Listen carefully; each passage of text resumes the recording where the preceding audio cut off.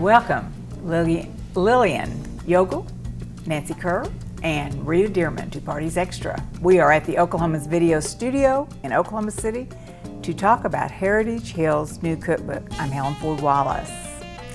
Your new cookbook, Heritage Hill's Neighborhood Cookbook, The Role of Food in Creating and Sustaining a Neighborhood, is published, and it was 10 years in the making. Lillian, tell us about it. It was a long 10 years, but we had fun times. We had a lot of fun times. The role of food in creating a sustaining neighborhood, I think, really tells the whole story of why we did the cookbook and how it got organized. At the very beginning, I went and spoke with Bob Blackburn and Jim Talbert. And Bob told me that collect all your information and then let the cookbook structure flow from there. And so what we have is all this organized and according to like appetizers, entrees, and so on. The beginning of the cookbook, it's dedicated to really very long-term residents, Danny B. and Frank Johnson Hightower. That's wonderful. That's what a nice There's touch. a lovely picture of Danny B. here in the front, going back to what, probably 1950 or something like that. And we're just really pleased with the way the cookbook turned out. Well, you all have very good chefs in Heritage Hills. I mean, all of you are wonderful cooks, but there are lots of wonderful cooks in Heritage Hills. There truly are. So you all got together. Did you test these recipes? We tested every recipe in this book. How many are in there? Probably a little over 200, and we would get together for about 2 years, once a month, and we would do one recipe, maybe two or three, depending upon how many we had, and So you all got to be real good friends. We did, I mean, And we ate a lot of good food. And we had a really good time doing it. Well, but Heritage Hills, I mean, you all are doing something all the time. I mean, you're having meetings that call for food, or you're having parties that call for food, or the Overholser mansion is called. I mean, there's food going on down there. All the time. When the first organizing of the neighborhood took place, people would get together on Saturday or Sunday mornings and have brunch. Together. And there's some recipes in there from those brunches. Well, and when we had our Christmas party in the very beginning, we all brought hors d'oeuvres. Well, and the home tour, when we used to have cookies, we used to make the cookies. It was brownies and lemon squares. And the lemon square recipe is in here also. Well, you all, it's a very historic neighborhood too. And I think you said that you all required the recipes to be original. How'd that go? Yes. Pretty well. And some changes were made, but there are some really unusual recipes in here that I think people will enjoy testing. Did everyone in the neighborhood submit a recipe? A large percentage of people did, and some people that have moved out of the neighborhood. Marcia Hunsicker, for example, and Debbie Dudman, and Debbie Dudman, Carol Smith, and all very good cooks. And Marcia gave us some recipes of her mother's. And you have some family recipes. I have a lot of family recipes in there. Well, there's the Kerr family cookbook. So we got a lot of recipes from that. Well, you all, it's just great. So, then the categories are appetizers, beverages, breads, entrees, sides, desserts, soups and salads, desserts, breakfast, whole meals. Oh, the whole meals, I think are. You want to talk about the whole meals, or? Well, there is a complete dinner party, a recipe for a complete dinner party by 3 different people. Robert Henry has one, and Renata Wiggin has one, and I forgot the And names. Linda Adams. Linda Adams, yes. Linda Adams has a cocktail party for 20, I think 20, it is. yeah. So Robert, you've got some good instructions here. Absolutely. You can open this book and throw a wonderful party. So when did this book go on sale? It's in October. And where can people get it? Full Circle, and also the Commonplace books. Get on the trolley, go down there, and get yourself a book. And well, great. So, Rita, you had a committee, and who was on that?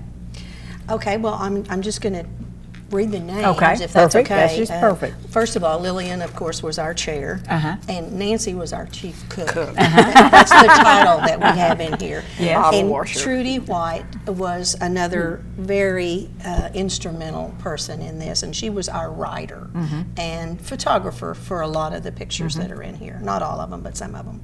Then on the committee, we had Linda Adams, Dia Best, Mary Bingaman, Amy Curran, myself, Fran Derrick, Jane Edmonds, Judy Fox Goodrich, Lou Honig, Jane Holcomb, Karen Napier, Elizabeth Richards, Shannon Rundle, Renata Wiggin, Devin Wiggins, and Jennifer Yokel.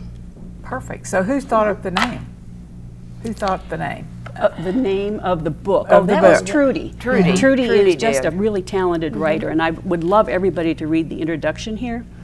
She wrote that, and she did come up with the title of the And cookbook. the history, she put that all that history Yes, and of the neighborhood. She did a Yes. lot of work to come A lot up of research. with all of that. And the importance of food, I think. Well, she also found a couple of old recipes. Yeah, let me talk about that. There's some vintage recipes that she got permission from Linda Kennedy Rosser, and out of her books, there are 2 recipes that are pioneer, really, recipes in there.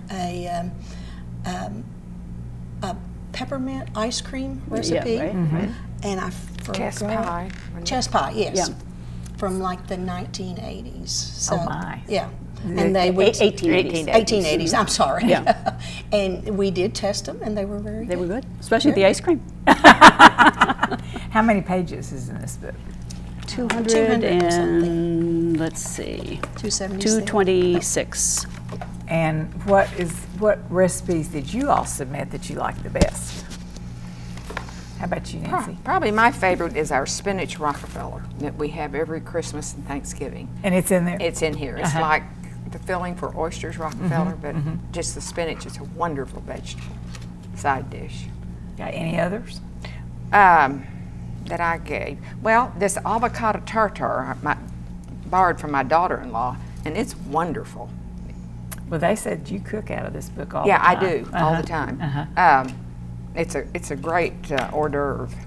If you can find Well, Nancy, you also have a lot of company over the summer, we do. We and go- you just kind of cook from the book. Yeah, that's where the family cookbook came from. We all go to Minnesota in the summer, big family. And one of our nieces had the idea of compiling recipes. All the recipes. So that's where the Kerr family cookbook came from. So you have some of So in I there. picked some out of Some there of and your put in here. favorites. Yeah. That's awesome. How about you? Excuse me. What's your favorite read? Well, I have to say, and it's something that's very, very simple. It's a cranberry relish that is wonderful. You just do it in a blender and mix it all together. It's wonderful with corn chips, or it's also wonderful on like little finger sandwiches with, beef or a piece of pork or something Do you like use that. whole on it. cranberries or cranberry ones. sauce? Fresh ones. Fresh ones? How interesting. And it's got, it's pretty spicy. It's got jalapenos in it, and it's really delicious. And at Christmas time especially, we have it on. I have it in the refrigerator at all times. Well, festive looking. Well, and It if is anybody festive. comes by, I have something. Anything else you like? Oh, there are 2 or 3 breakfast things that I like. One was a blueberry muffin. Kind of a casserole thing, but that you could buy your blueberry muffins and make up a really good casserole breakfast dish. So, Oh, you did? Yeah, I remember that. It was Yeah. good. and I didn't make the muffins; I just bought them. And So you Anything all was easy. tasted all these things? Yes. I mean, the Every- 3 of you. Yeah. Well, there were. Well, it was the 5 whole of us. committee. we missed a few. I did anyway. Yeah. Missed a Right. few of the meetings, Right. But for the you've most tasted part, them all. Great. How about you? What's your favorite? My favorite Of your, the ones that I yours? did. Uh-huh. Okay. Or anyone. Okay. For about 10 years, I lived in New Jersey, and there's a lot of Italians that live in New Jersey, and you would go to the deli section of your supermarket, and they would have something they called antipasto. And it was a combination of a lot of different vegetables and cheese and some meats and so on. And it calls for cherry tomatoes, provolone, mixed olives, salami, cubed, roasted red pepper in small pieces, and then you add an avocado, and then you put a vinaigrette over the whole thing, and be real generous with the vinaigrette. Serve it with toothpicks, and it makes a wonderful cocktail. Wow. Yeah. And then the other one, which I have used myself a number of times. Let's see if I can find it right quick. It's a brisket that is easy to do, and this is not one of my recipes. Very easy to do, can be done ahead of time, and it calls for the brisket, garlic powder, sliced mushrooms, and onion, ketchup, mustard, red wine, and water, and you just put it in and let it take care of itself, and it makes a wonderful, very good. Yeah, wonderful entree. So do you all use these recipes now at your parties, or do you have to come up with new ones? You know, when you all get together. I'm not that creative. Go back to the book. That's good. I mean, I just wondered if you all were starting on cookbook number 2. No. We I've haven't said recovered from the first one yet. the first and last edition. I mean, in 10 more years, I'm going to be really old. I have a favorite one I want to tell you about. It's called South Philly Jones Meatballs. And I make the meatballs for my grandson, who's a sophomore at OSU. You can cook them and freeze them. And then you just bring them out and buy him a jar of tomato sauce. And he has an instant dinner. Oh. So I do that once a month. I make him about 30 meatballs. How nice. Yeah, it's really, he really enjoys them. That's a great idea. It really is, because they like to cook something that's instant. Well, yeah. Can't be too difficult. So do I. I feel the same way. I do too. I'm for easy. Easy. Okay. Well, okay. So, any other recipes that you feel like that we need to? Did you do any from the cellar? Yes, we did 2 from the cellar. Danny B gave us those. One is the chicken salad, and the good chicken salad. The good chicken salad oh my is gosh, in that's here, great. and the coquille Saint-Jean. And the what? I'm not going to pronounce it right. Coquille Saint-Jacques. Saint-Jacques. Yeah. And that was a very fine dish. Yes, also. and they're both in the book. Great. Well, has she seen this book? She has. Yes. Yes. We took her to lunch and Gave presented her her the the book, book. and she was thrilled. Yeah, she was thrilled. Yeah. She was real Well, and surprised. that was when she didn't know it was going to be dedicated to No, her. she and was Frank surprised either. to see her picture and wanted yeah. to know where we found the picture. And her in front of the stove, I think Yeah. is what she said. I mean, they lived in that house for years, yeah. you all. Oh, long time. In Heritage Hills. But it is kind of tickling Beautiful. because, you know, here's a picture of Danny B in front of the stove, and it was really Frank who was the The chef. chef. That is pretty good. Yeah.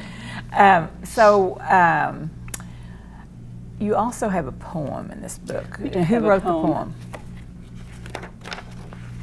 That kind of summarizes just kind Okay, this is an 1896 poem attributed to Mrs. Ernest Taylor of Thomas, Oklahoma, and once again Linda Kennedy Rosser is the source for this poem. It's called Cook's Poem. We may live without poetry, music, and art. We may live without conscience and live without heart. We may live without friends. We may live without books. But civilized man cannot live without cooks. Isn't that It's great? very true. That is and fabulous, I think that's you kind all. of the heart of our neighborhood and the cookbook, and it expresses the way we feel. Well, the way you named it expresses that also. It kind of touches your heart, Yeah. all of it. Well, it's a unique neighborhood. It always has Yes. been. Yeah. The homes are beautiful, the trees are beautiful, and you didn't talk about the front of this book and the back. Oh, yes. Okay. So once again, Trudy White, she did the photography on this, and she was just walking out of her front door one day, and this is on her street, and she said, "Oh, that's a pretty view," and she just took out her phone and took this, and a year or two later, she took the one on the back, and I think they flow together do. extremely well. It is beautiful. Yes. Okay, and it's $35. $35, And available at Full Circle and Commonplace Books. Is there a website? Do you all have a website Well, for or it? you can call me Okay. and I'll deliver one to your house Oh. when I get your check. Nancy, Check made out to Historic Preservation, Inc. Yeah. that's great. And so it goes back into your funds. Yes, it does. Yes, it does. For your second cookbook. Right. Yeah. Well, no promises there. Well, and I think we need to thank Mark at QuickPrint too for He helping was us put it together. Okay. So helpful to us. Yes. Really? Well, it's beautifully Absolutely. organized, you all. It's beautifully organized, I think. I mean, you can find things easily, and you've tabbed it all, and Nancy's double tabbed it over Yes, there. she but, has. But it is lovely. It really is. Well, thank so, you. thanks Lillian and Nancy and Rita for telling us about this wonderful cookbook. We want to preserve some of these wonderful recipes and pass them down for generations to come. You all have a common interest in this history, and I know that everyone in Oklahoma City will want a copy of this book. Thanks for coming in, you all.